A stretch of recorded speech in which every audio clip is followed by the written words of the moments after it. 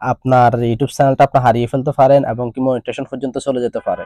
আসসালামু আলাইকুম বন্ধুরা, আশা করি আল্লাহর রহমতে সবাই ভালো আছেন। আমরা যারা ফেসবুক বা ইউটিউবে কাজ করে থাকি, আমাদের অনেকের ইউটিউব চ্যানেলে কমেডি গাইডলাইন স্ট্রিকটা চলে আসতেছে বা কমেডি গাইডলাইন স্ট্রিকটা চলে এসেছে, এবং আমরা এটা কিভাবে সমাধান করব এবং আমাদের কমেডি স্ট্রিক গাইডলাইনটা আসলে আমাদের চ্যানেলে কি ক্ষতি হতে পারে এবং এই গাইডলাইনটা কেন আসছে, কেন ইউটিউব আমাদের এই গাইডলাইনটা দিয়েছে, সেই প্রসেস নিয়ে আজকে পুরো ভিডিওতে আলোচনা করা হবে।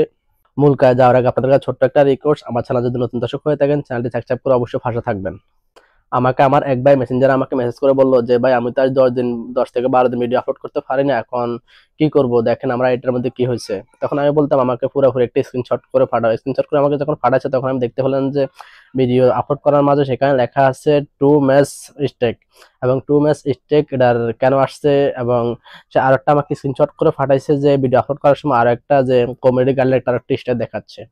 এখন এই স্টেকগুলো কেন আসতেছে বা কেন আসছে, এবং তখন আমি তার আইডিটার মধ্যে ঢুকলাম, মানে তার চ্যানেলটার মধ্যে ঢুকলাম, ঢুকে আমি দেখলাম যে সে যে ভিডিওগুলো আপলোড করছে এখানে বেশিরভাগ ভিডিও কপিরাইটের মধ্যে পড়ে গেছে। এর জন্য ইউটিউব তাকে শুধু একটা স্টেক দেয় না, একে 3টা স্টেক দিয়েছে। এবং কি একটা স্টেক আসার সঙ্গে সঙ্গে আপনি খুব সতর্কতাভাবে ভিডিও আপলোড করবেন, যাতে আপনার এই স্টেকটা মশা পর্যন্ত যাতে আর একটা স্টেক না আসে। যদি একে 2-3টা স্টেক চলে আসে তাহলে আপনার ইউটিউব চ্যানেলটা আপনি হারিয়ে ফেলতে পারেন এবং কি মনিটাইজেশন পর্যন্ত চলে যেতে পারে। তাকে যখন একটা স্টেক দিয়েছিল সে কিন্তু এগুলো ফলো করে নাই, আরো এভাবে ভিডিও আপলোড একাধিক ভিডিও আপলোড করে গেছে। এই জন্য 3টে স্টেক আসার সঙ্গে সঙ্গে তার চ্যানেলটি অটোমেটিক ইউটিউব বন্ধ করে দিয়েছে।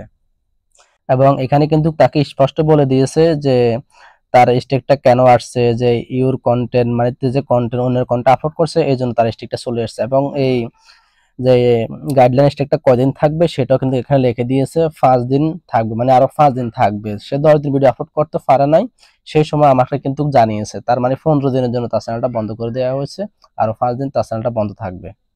এর জন্য সে ভিডিও আপলোড করতে পারছে না, এবং কি কয়দিন পরে সে ভিডিও আপলোড করতে পারবে এবং এটার সমাধান আমরা কিভাবে করব, কিভাবে এর সমাধান পেয়ে থাকবে। আগে আমার সেই বাইটার চ্যানেলটার মধ্যে আমরা ঢুকে দেখে আসি যে সে কোন কোন ভিডিওগুলো আপলোড করেছে বা কোন কারণে তার স্টেকটা আসছে। আমরা এখন দেখবো সে কি কি ভিডিও আপলোড করছে। এর জন্য আমি আমার ইউটিউব অ্যাপসে চলে গেলাম।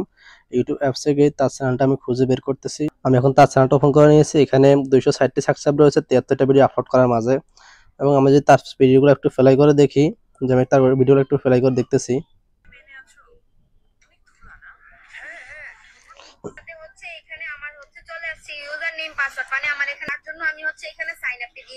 এবং এটা কার ভিডিও, কে করছে তা আমি জানি না, কিন্তু এই ভিডিও তার চ্যানেলে ফেলাম। এখন ভিডিও দেখতেছেন পুরো গোল দেখাচ্ছে, মানে সে যে ভিডিওটা আপলোড করছে সেই সময় পুরোপুরি মোবাইলে নেট কালেকশন ছিল না।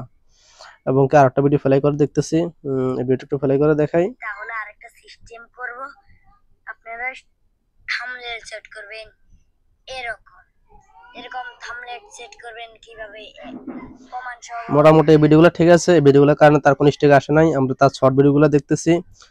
আমরা এখানে দেখতেছি যে শর্ট ভিডিওর মাধ্যমে সে বেশিরভাগ অন্য ভিডিও আপলোড করে দিয়েছে, এবং আমি যতটুকু মনে করি যে সে স্টেকটা তার এই শর্ট ভিডিও আপলোড করার কাছ থেকে হয়েছে।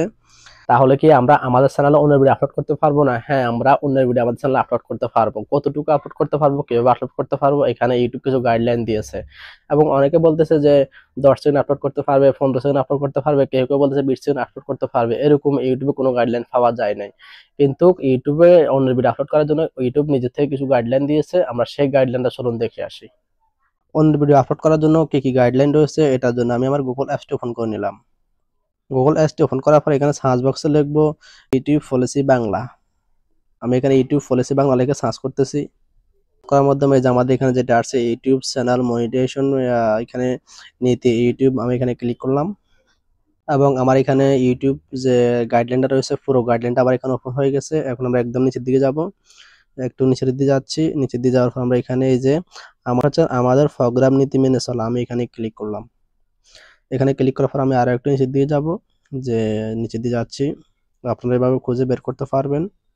এবং এইখানে আপনি যদি এই লেখাগুলো দিয়ে একটু ফলো করেন তাহলে আপনি বুঝতে পারবেন যে অন্যের ভিডিও ব্যবহার করার জন্য আমাদেরকে কি কি সুযোগ দিয়েছে এবং এখানে কি কি গাইডলাইন রয়েছে।